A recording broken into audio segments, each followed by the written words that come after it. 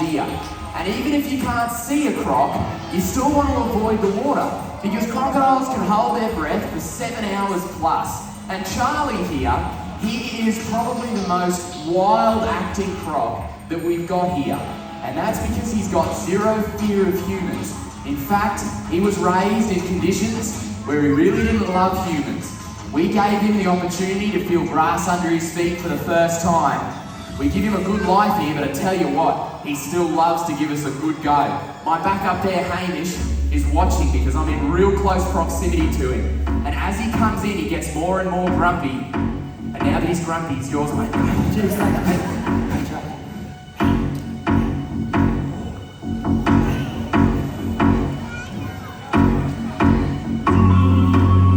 He's watching your legs, mate. How much time? Look up, mate. Good shots, Charlie. Yeah, give it up for him.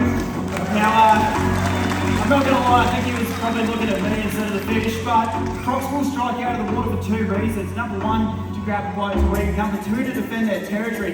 Now, that felt a lot more like a territorial response than a food response.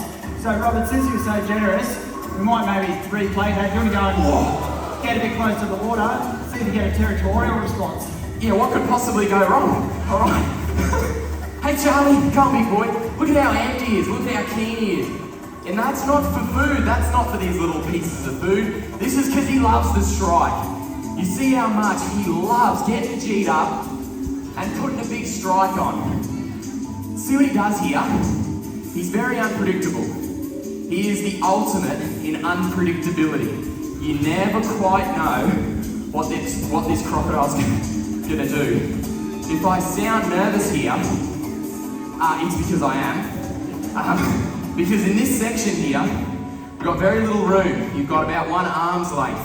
And did you all see that little strike he did there? That little boom, burst of speed, you see that? Well, that's what he'll do from the water's edge and vault straight out. And he could hit, hey big boy, he could hit that back fence there in 1 motion so fast you'd never see him coming. But he likes to make us wait and make us work for it. He knows that he has the upper hand here. He knows that this is his territory. And we respect that territory. He's the boss here. Hey, hey Charlie. Here you go. Oh, isn't that funny? This is what sets Charlie apart from every other crocodile that we have in here. Just that. Notice how he looks up, he sees me, and then he decides, no, I'm gonna go under and outflank this guy. He knows the jig's up, he knows that I can see him here, and he realizes his best chance at grabbing me now is to play the come closer game. They'll sit there and they'll just think, come a little bit closer. And the come closer game is a sweet game, but you only play it once. So we're not gonna play it for you today. It'd be great for the TikTok algorithm, but not for me. Hey, good boy. Here you go, mate. Look at him just watching. Just trying to fake me out. About a foot closer, not even, half a foot. And he'd have me. And he knows that. He knows he's got to get me a little closer. Hey, big boy, while he's still in the water like that, he's still got all of that power. Whoa. Hey, I dropped that. Hamish, can you grab that for me? Change me undies.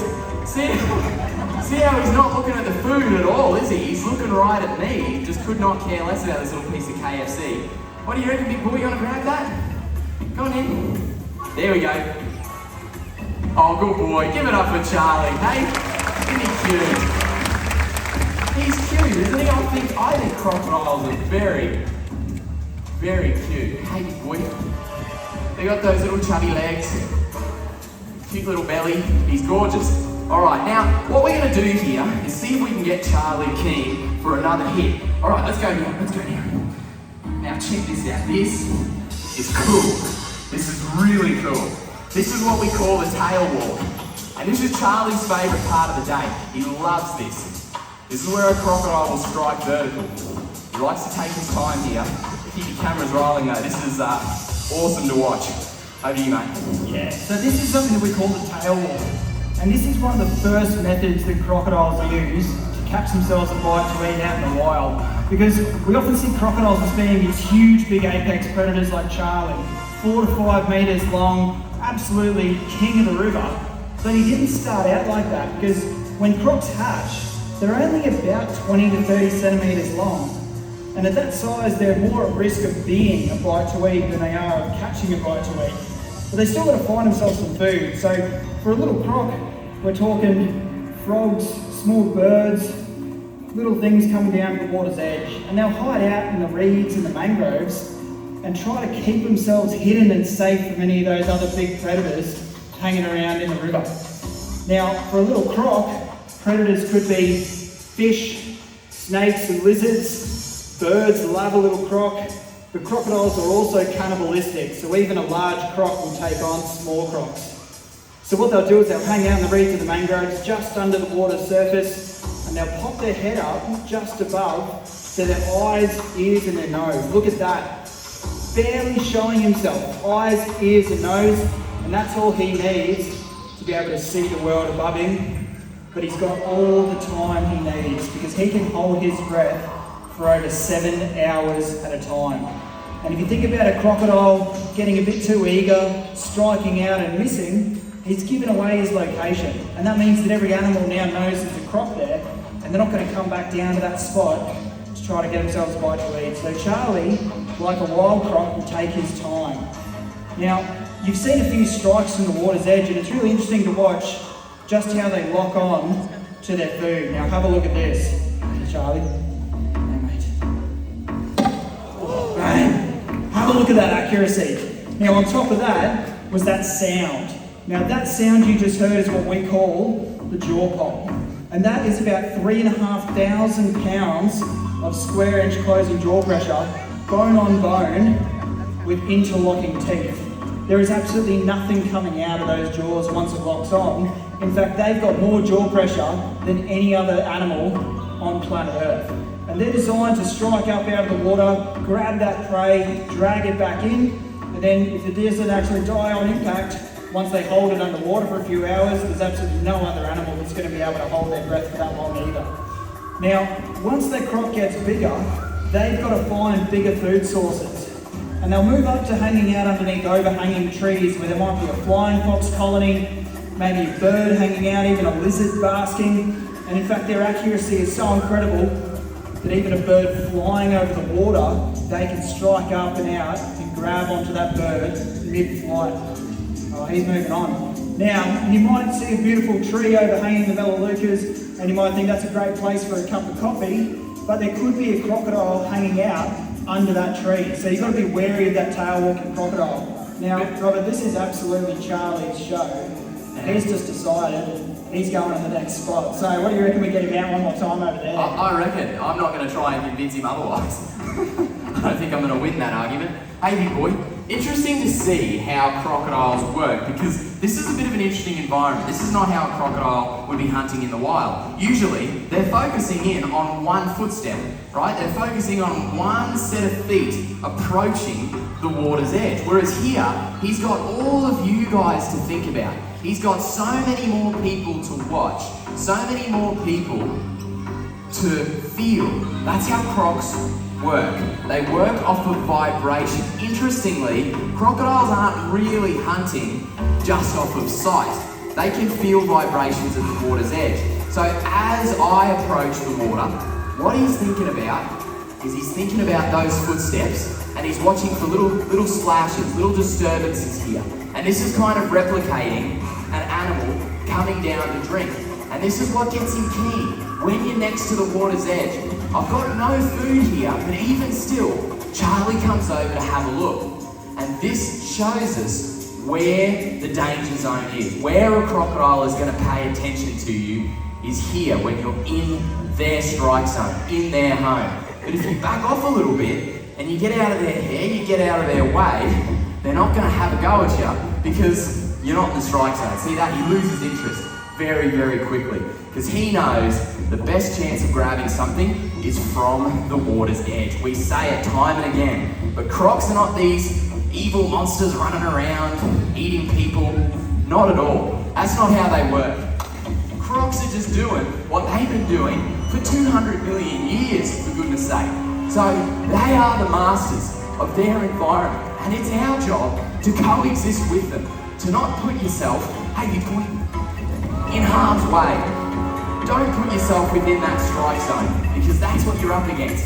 An animal that is so honed, so fast, so accurate, but look at how he loses interest.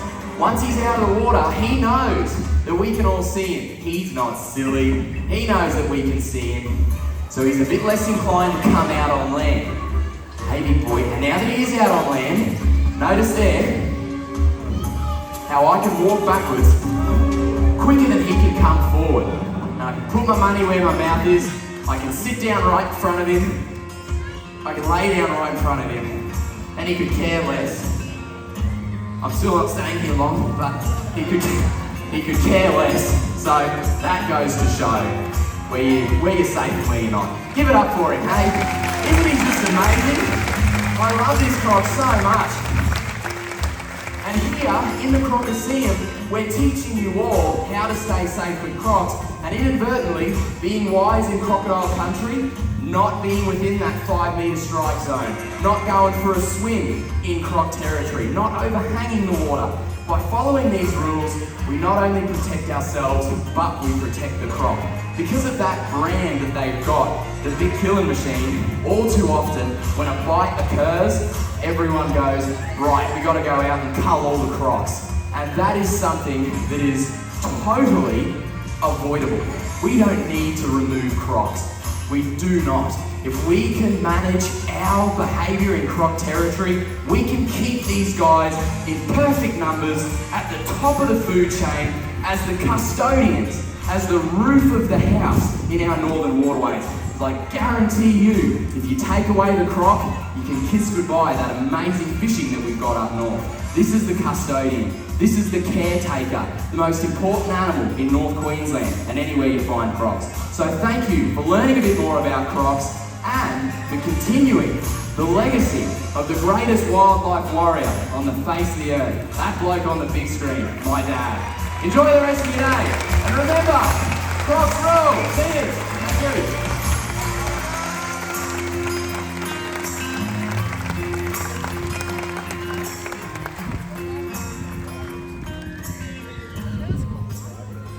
My dad taught me from a very early age, be at one with the snake, feel its something, and I am. Woo. I've got to get the camera, I've got to be right in there. I have to get right fair smack into the action. Here we go, look at this, I'm going to push it to the limit. Danger, danger, danger. I jumped on a croc under the water, whack it in the hand, scar me out. I'm on top of the world, I'm going to push it to the limit. I get to do the wildest things in the world. I'm going to push it to the limit. You need to come with me, I share it with you. Come with me, share my wildlife with me. This is just such a special moment. This is what I want to share with you. All I want to do is show you the beauty of this animal. I'm going to have to be so careful here. See the way they jump. Did you see that? Holy smokes. I've been bitten on jumped on whacked. See the way they jump. Did you see that? Holy smokes. No two fingers are the same. They've been slapped, split, chopped.